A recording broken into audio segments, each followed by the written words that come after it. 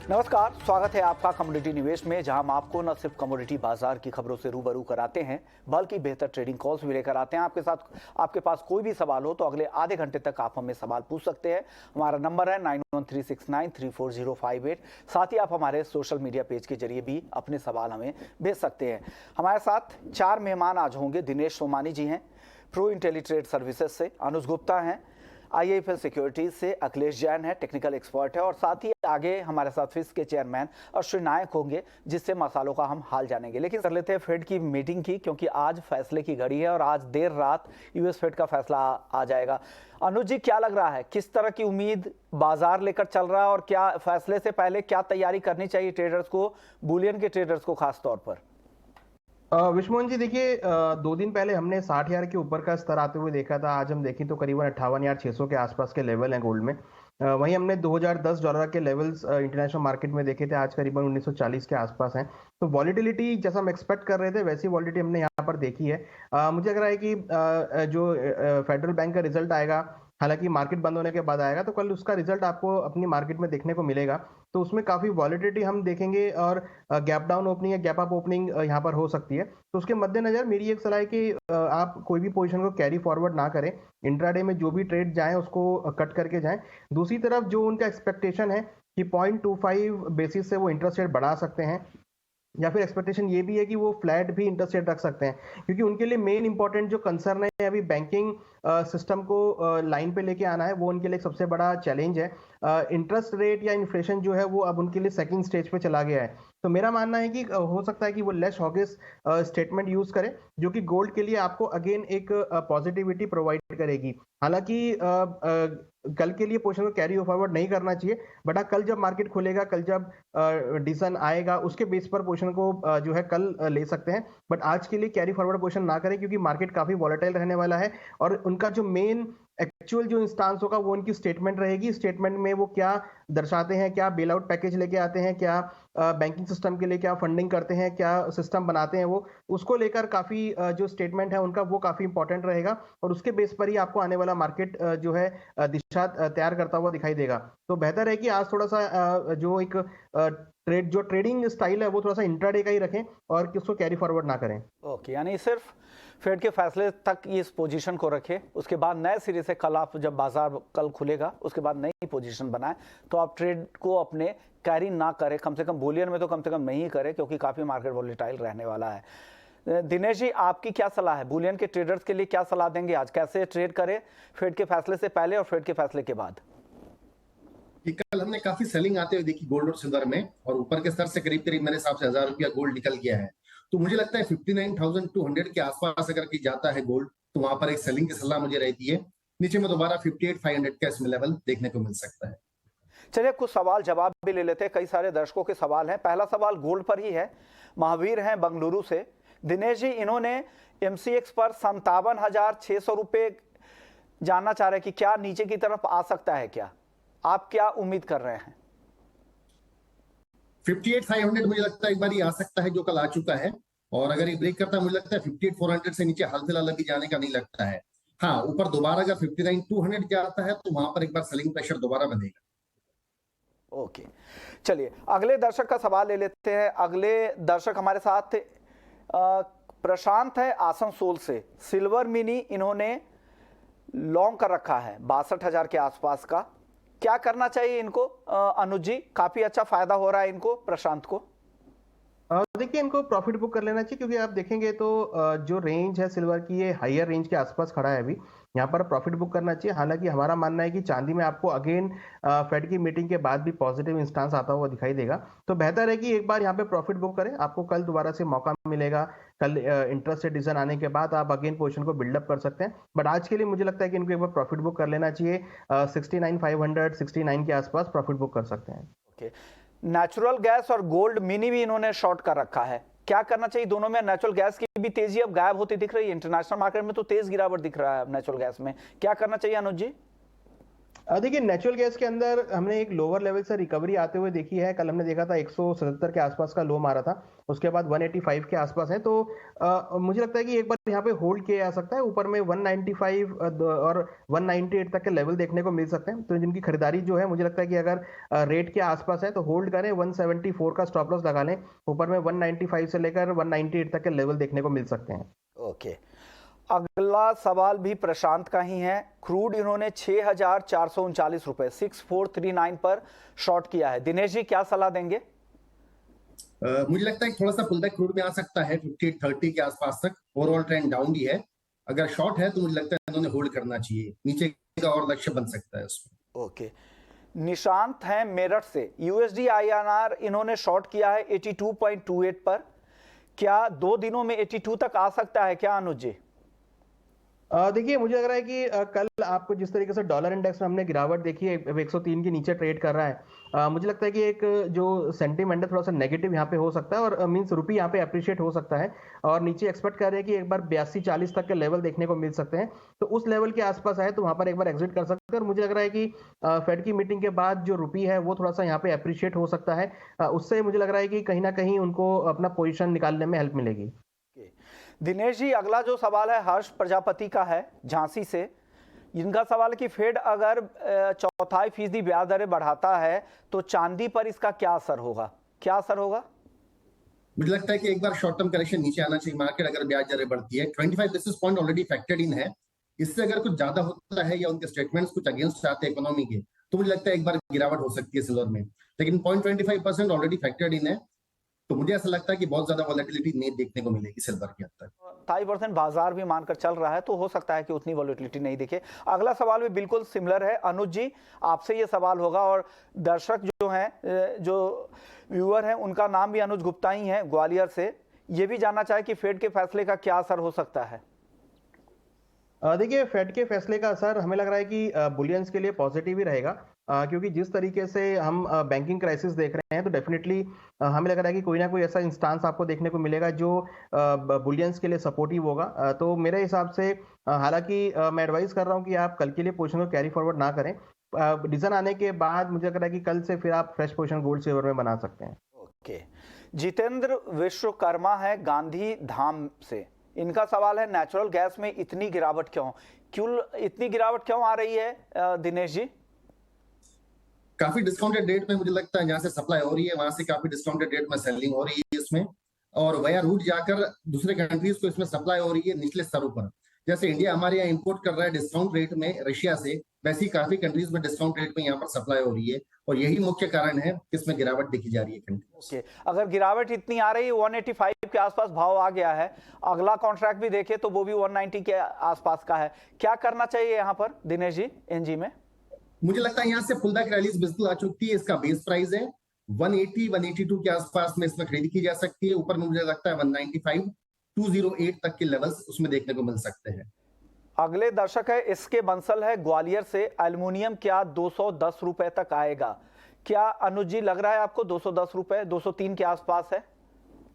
देखिए बिल्कुल base metal में हमने एक अच्छी रैली बनती हुई देखी है, जिसमें हमने कॉपर के अंदर भी अच्छा ब्रेकआउट आते हुए देखा है। सिमिलरली एल्युमिनियम भी मुझे लग रहा है कि यहाँ पर आपको जल्दी ही 207 से लेकर 210 तक के लेवल दिखा सकता है। तो बेस मेटल जिस तरीके से लोअर लेवल से रिकवर हुए हैं, मुझे लग रहा है कि एल्युमिनियम के अंदर भी मोमेंटम रहेगा।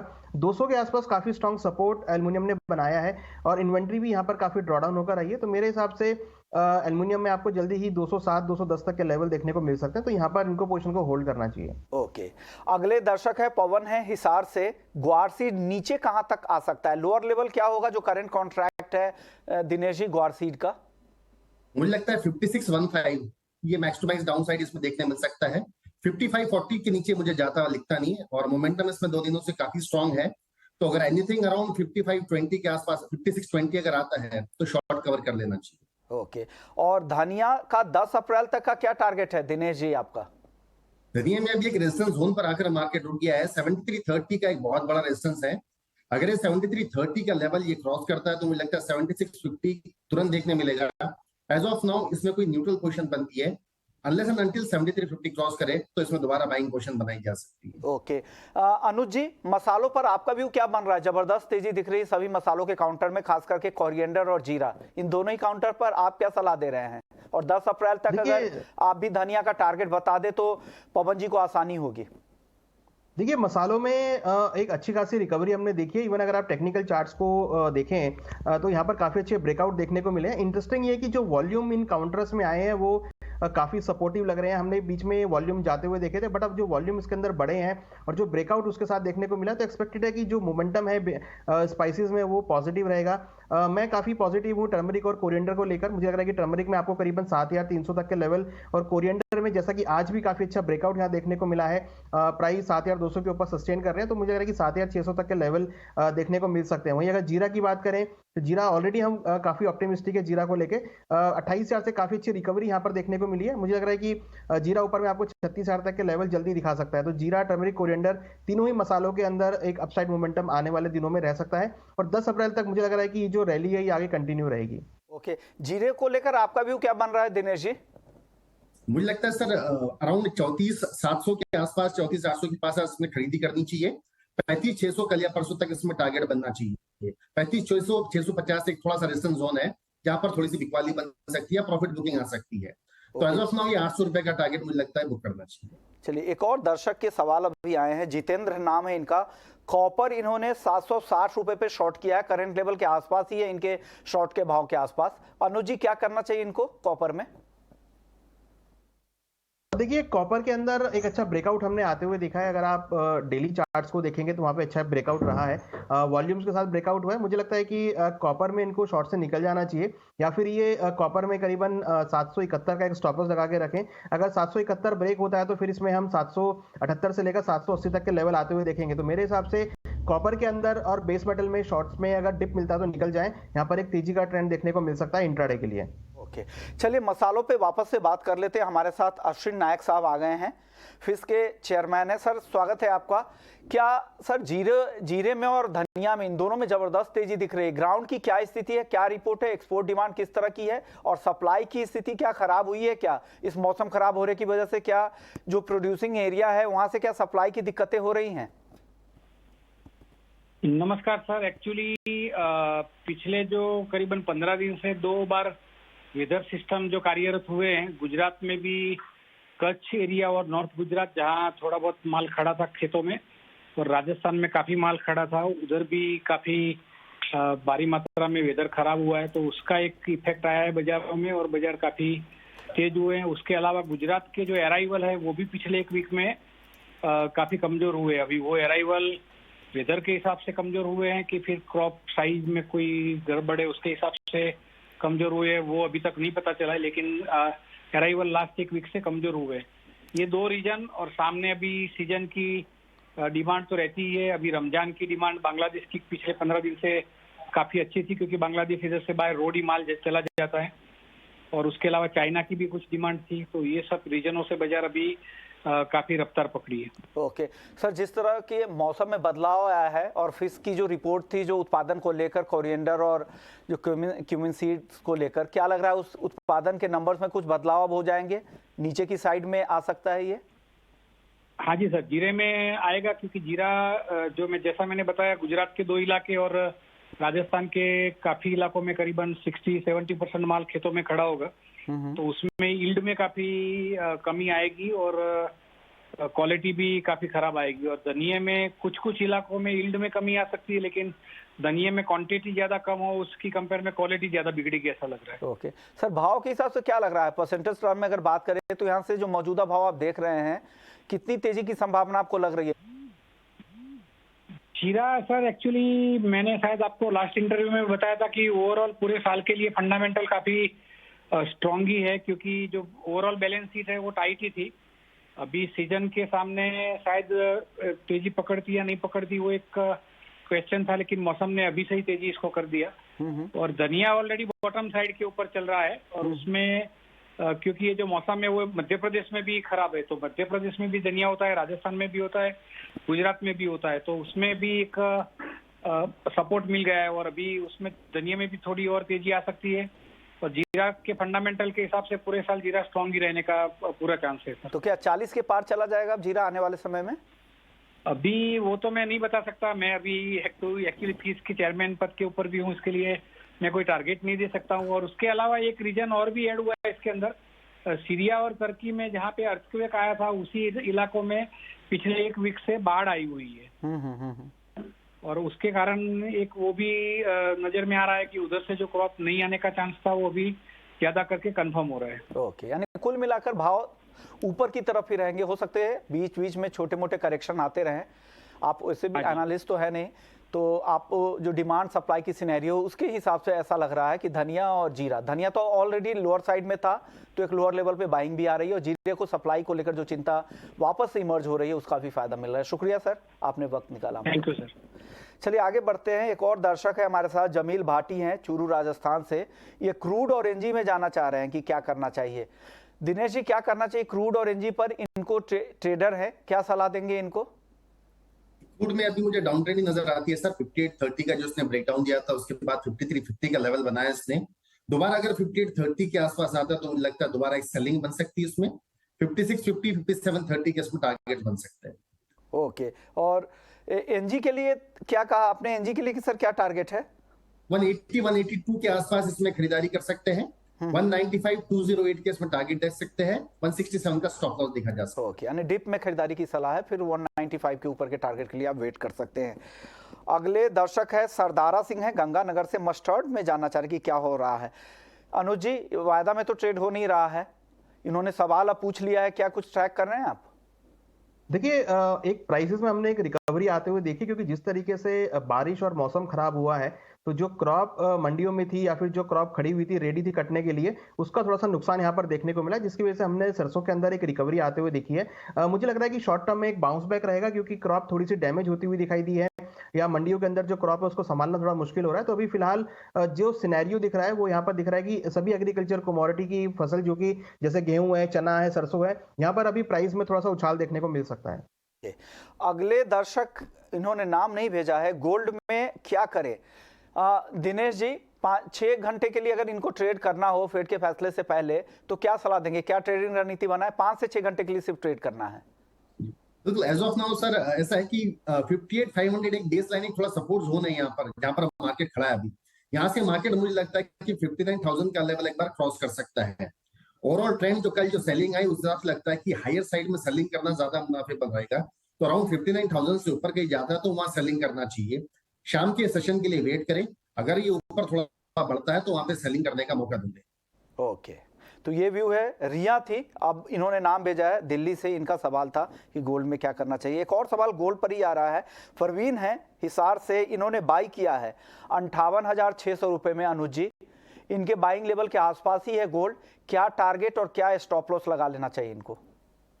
देखिए, मुझे लग रहा है कि मार्केट आज एक रेंज में रहेगा, तो मुझे लगता है कि इनको ऊपर में करीबन 58,700 58,800 के आसपास निकल जाना चाहिए, क्योंकि मार्केट अभी थोड़ा सा रेंज में ट्रेड कर रहा है। और जैसा कि मैंने बोला कि इंट्राडे के लिए पोजीशन को ना कैरी करें, तो उनको जो भी ऊपर में रेट एट कॉस्ट भी मिलता है तब भी निकल जाए, अदरवाइज ओवरऑल पोजीशन में स्टॉप लॉस 58,250 का लगा के होल्ड कर सकते हैं। ओके, एक और दर्शक है, इन्होंने भी नाम नहीं भेजा है। कोई भी सवाल भेजे तो प्लीज अपना नाम, अपने शहर का नाम जरूर भेजें। इनका सवाल सिल्वर को लेकर है, क्या सिल्वर यहां से और महंगी हो सकती है क्या? अनुज जी, क्या लग रहा है, फंडामेंटली आपको सिल्वर में यहां से ज्यादा तेजी दिख रही है? देखिए, डेफिनेटली मेरा व्यू सिल्वर को लेके पॉजिटिव है, हालांकि सिर्फ इंटरेस्ट रेट का वेट है, बट मुझे लगता है कि अगर हम थोड़ा सा इसको होल्ड लंबे समय के अगर देखें तो मुझे को लगता है कि 72,000 से लेकर 75,000 तक के लेवल आपको सिल्वर में देखने को मिलेंगे। तो फिलहाल इंटरेस्ट रेट का वेट करें, उसके बाद मुझे लग रहा है कि अगेन एक इसमें अच्छा मोमेंटम देखने को मिलेगा। पॉजिटिव ट्रेंड में है सिल्वर, जो भी डिप मिलता है वहां पे खरीदारी की सलाह रहेगी। अगले दर्शक है गुगले है महाराष्ट्र से, अगर फेड 0.25% ब्याज दरें बढ़ाता है तो यूएसडी आईएनआर पर क्या फर्क पड़ेगा? ये यूएसडी आईएनआर में ट्रेड करते हैं, ऊपर जाएगा, रुपए में नरमी दिखेगी या मजबूती, क्या लग रहा है? हालांकि बाजार डिस्काउंट करके चल रहा है, अब डॉलर की चाल किस तरह की रहती है, क्या लग रहा है? अनुज जी, आप क्या सेंस कर रहे हैं? देखिए, अगर 0.25 इंटरेस्ट रेट बढ़ाता है तो आपको डॉलर में थोड़ी बहुत मजबूती देखने को मिलेगी। हालांकि जैसा कि उनकी स्टेटमेंट काफी इंपॉर्टेंट है, अगर वो 50 बेसिस पॉइंट से ऊपर बढ़ाते हैं तो आपको एक डॉलर में शार्प रिकवरी देखने को मिलेगी। तो उस सेंस में रुपये यहाँ पर वीक हो सकता है, जो कि ऊपर में 83 तक के लेवल को दिखा सकता है। तो अल्टीमेटली अगर हम एक रेंज की बात करें तो मुझे लग रहा है कि नीचे में 82.30 और ऊपर में 83, ये काफी स्ट्रॉन्ग रेंज है। अगर आप पिछले 1.5 महीने से देखेंगे तो मार्केट इसी रेंज को सेंस कर रहा है। तो 82.30 नीचे में और ऊपर में 83 85 ये रेंज मुझे यहाँ पर लगता है कि रुपये में रह सकती है। और ओवरऑल अगर हम देखें तो मेरे को लग रहा है कि यहाँ पे रुपया आपको अप्रिशिएट होता हुआ ही दिखाई देगा। कॉटन का फ्यूचर कैसा लग रहा है? मनीष नाम है इनका, शहर का नाम इन्होंने नहीं भेजा है। दिनेश जी, क्या लग रहा है कॉटन में? कॉटन एज सच मुझे लगता है बहुत ज्यादा बुलिशनेस नहीं है अभी हाल फिलहाल में। हालांकि कॉटन सीड ऑयल केक में थोड़ी बहुत तेजी देखने को मिली है, हमने पिछले समय से 200 रुपए का इसमें तेजी आया है। अच्छा, कॉटन सीड ऑयल केक कुछ असर आते हैं या कॉटन सीड? सर कॉटन पे सवाल था Dinesh ji. Cotton seed oil cake, cotton seed oil cake में कॉटन सर, एमसीएक्स कॉटन पर ये सवाल पूछ रहे थे। अच्छा अच्छा अच्छा, एमसीएक्स कॉटन में बहुत ज्यादा ऐसी भी हाल फिलहाल तेजी नजर नहीं आती है सर, क्योंकि इंटरनेशनल मार्केट भी $80 से नीचे चल रहा है। डोमेस्टिक में भी 1 लाख ऊपर के गार्ड्स डेली अराइवल आ रही है, तो मुझे हाल फिलहाल बहुत ज्यादा इसमें तेजी का रुख देखने नहीं मिल सकता है। मुझे लगता है अगर वो 62,000 अगर जाता है तो उसमें सेलिंग ही बनती है। चलिए, शुक्रिया दिनेश जी आपका, अनुज जी आपका। लेकिन कॉटन पर एक स्पेशल रिपोर्ट हम कल आपके लिए लेकर आने की, ग्राउंड की क्या स्थिति है, मिलों की डिमांड किस तरह से है, टेक्सटाइल इंडस्ट्री से क्या डिमांड है और सप्लाई में कहां दिक्कतें आ रही है और किसानों के पास कितना माल अभी पड़ा हुआ है। पूरी डिटेल आपको कल 11:30 वाले शो में मुनाफे की मंडी में हम लेकर आएंगे। शुक्रिया अनुज जी और दिनेश जी आपका एक बार फिर से। कमोडिटी निवेश को यहीं समेटते हैं, लेकिन आप कहीं मत जाइए। ब्रेक के बाद जब लौटेंगे तो आपके लिए होगा स्वदेश विशेष। नमस्कार।